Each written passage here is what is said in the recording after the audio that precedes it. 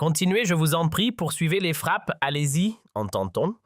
Et ce qui frappe, c'est que ces voix viennent précisément de ceux qui habitent sous ces explosions. Lorsque les bombardements cessent et que les avions disparaissent du ciel, certains réclament presque leur retour.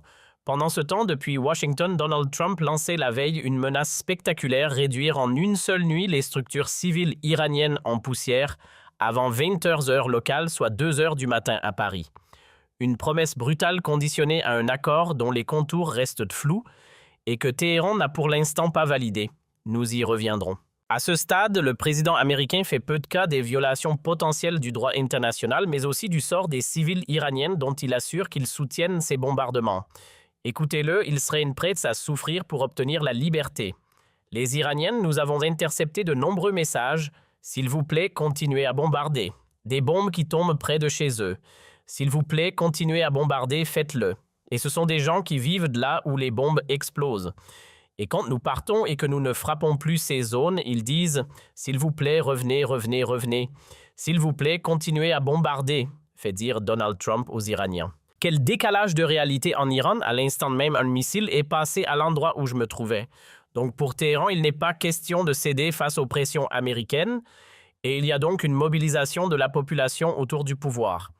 La campagne de mobilisation de volontaires a déjà atteint 14 millions de personnes inscrites.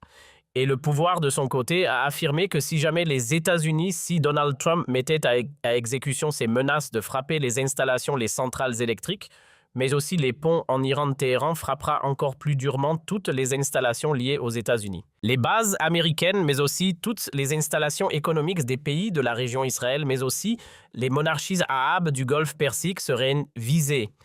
Cette scène reflète une escalade dangereuse et sans précédent dans le discours politique et militaire entre Washington et Téhéran. La menace américaine dépasse désormais la simple pression diplomatique pour devenir une promesse explicite de destruction totale des infrastructures civiles iraniennes dans un délai extrêmement court. L'affirmation du président Donald Trump selon laquelle le peuple iranien réclamerait les bombardements américains manque de réalisme sur le terrain. Les rapports en provenance de Téhéran font état d'une vaste mobilisation populaire derrière le pouvoir en place, illustrée par l'engagement de millions de volontaires prêts à la défense et à la confrontation. Cette contradiction flagrante entre la vision américaine qui dépeint les Iraniens comme des victimes, demandant une libération par les bombes, et la réalité d'une mobilisation nationale contre l'intervention étrangère, complexifie considérablement la situation humanitaire et politique. En retour, Téhéran ne s'est pas contenté d'une posture défensive. Il a durci le ton de ses menaces, agitant le spectre de frappe contre tous les intérêts et bases militaires des États-Unis dans la région, tout en élargissant la riposte aux installations économiques et vitales des pays alliés de Washington, notamment dans le Golfe et en Israël. Pour confirmer cette détermination, des rapports font état d'attaques massives ayant visé la région de Haïfa, démontrant la capacité des projectiles iraniens à percer les systèmes de défense antiaérienne. Le message est clair, le coût d'une attaque américaine ne se limitera pas aux frontières iraniennes, mais embrasera toute la région. L'ambiguïté de la crise s'accroît face à la nature de l'accord exigé par Donald Trump. Les revendications américaines semblent fluctuantes et peu précises. Alors que l'accent était mis auparavant sur le changement de régime ou le programme balistique, la priorité absolue semble désormais être la réouverture du détroit d'Ormuz, fermé par l'Iran en représailles à la guerre. Ce tâtonnement dans les objectifs entre la volonté de dénucléarisation et la sécurisation des routes commerciales mondiales reflète les pressions internes et externes subies par la Maison-Blanche.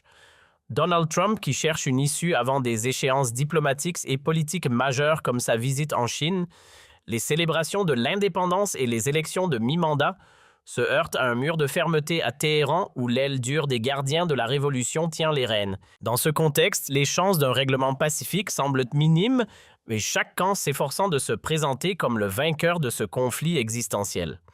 La menace d'anéantir les infrastructures iraniennes place le monde face au spectre d'une guerre régionale totale, dont les conséquences économiques et politiques à long terme sont imprévisibles. En conclusion, la situation actuelle entre Washington et Téhéran a atteint un point de non-retour rhétorique qui place la stabilité mondiale sur le fil du rasoir. L'ultimatum posé par Donald Trump menaçant de réduire en cendres les infrastructures vitales d'une nation millénaire en une seule nuit marque une rupture brutale avec les conventions diplomatiques et le droit international humanitaire. Cette stratégie de la terreur justifiée par une lecture singulière et contestée de la volonté du peuple iranien occulte une réalité sociologique bien plus complexe.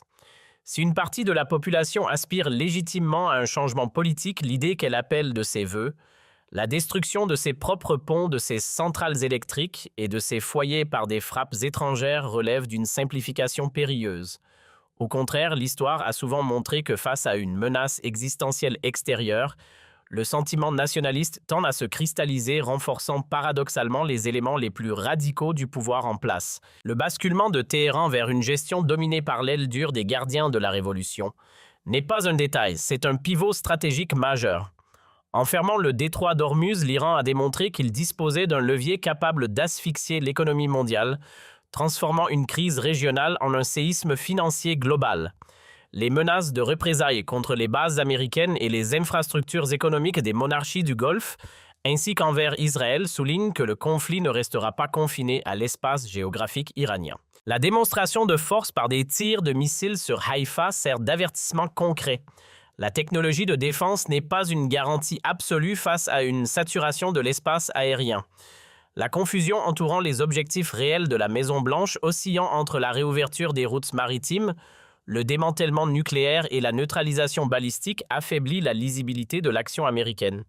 Cette imprévisibilité, couplée au calendrier politique domestique de Donald Trump, crée un cocktail explosif où la précipitation pourrait l'emporter sur la réflexion stratégique. Alors que le monde observe avec angoisse l'heure fatidique, le risque est de voir une escalade non contrôlée où chaque acteur, par peur de paraître faible, s'enferme dans une logique de destruction mutuelle. La destruction des infrastructures civiles, si elle était mise à exécution, ne se contenterait pas de briser des structures de béton, elle anéantirait pour des décennies toute perspective de dialogue et de paix durable au Moyen-Orient, laissant place à un chaos dont personne ne peut prédire l'issue finale. L'enjeu dépasse désormais largement les termes d'un accord mal défini. Il s'agit de savoir si la diplomatie mondiale peut encore empêcher une déflagration totale dont les ondes de choc se feraient sentir bien au-delà des frontières de l'Iran et des États-Unis. En conclusion, la situation actuelle entre Washington et Téhéran a atteint un point de non-retour rhétorique qui place la stabilité mondiale sur le fil du rasoir. L'ultimatum posé par Donald Trump menaçant de réduire en cendres les infrastructures vitales d'une nation millénaire en une seule nuit marque une rupture brutale avec les conventions diplomatiques et le droit international humanitaire. Cette stratégie de la terreur justifiée par une lecture singulière et contestée de la volonté du peuple iranien occulte une réalité sociologique bien plus complexe. Si une partie de la population aspire légitimement à un changement politique, l'idée qu'elle appelle de ses vœux la destruction de ses propres ponts, de ses centrales électriques et de ses foyers par des frappes étrangères relève d'une simplification périlleuse. Au contraire, l'histoire a souvent montré que face à une menace existentielle extérieure, le sentiment nationaliste tend à se cristalliser, renforçant paradoxalement les éléments les plus radicaux du pouvoir en place. Le basculement de Téhéran vers une gestion dominée par l'aile dure des gardiens de la révolution n'est pas un détail, c'est un pivot stratégique majeur. En fermant le détroit d'Ormuz, l'Iran a démontré qu'il disposait d'un levier capable d'asphyxier l'économie mondiale, transformant une crise régionale en un séisme financier global. Les menaces de représailles contre les bases américaines et les infrastructures économiques des monarchies du Golfe, ainsi qu'envers Israël, soulignent que le conflit ne restera pas confiné à l'espace géographique iranien. La démonstration de force par des tirs de missiles sur Haïfa sert d'avertissement concret. La technologie de défense n'est pas une garantie absolue face à une saturation de l'espace aérien. La confusion entourant les objectifs réels de la Maison-Blanche oscillant entre la réouverture des routes maritimes, le démantèlement nucléaire et la neutralisation balistique affaiblit la lisibilité de l'action américaine. Cette imprévisibilité, couplée au calendrier politique domestique de Donald Trump, crée un cocktail explosif où la précipitation pourrait l'emporter sur la réflexion stratégique. Alors que le monde observe avec angoisse l'heure fatidique, le risque est de voir une escalade non contrôlée où chaque acteur, par peur de paraître faible, s'enferme dans une logique de destruction mutuelle. La destruction des infrastructures civiles, si elle était mise à exécution, ne se contenterait pas de briser des structures de béton, elle anéantirait pour des décennies toute perspective de dialogue et de paix durable au Moyen-Orient, laissant place à un chaos dont personne ne peut prédire l'issue finale.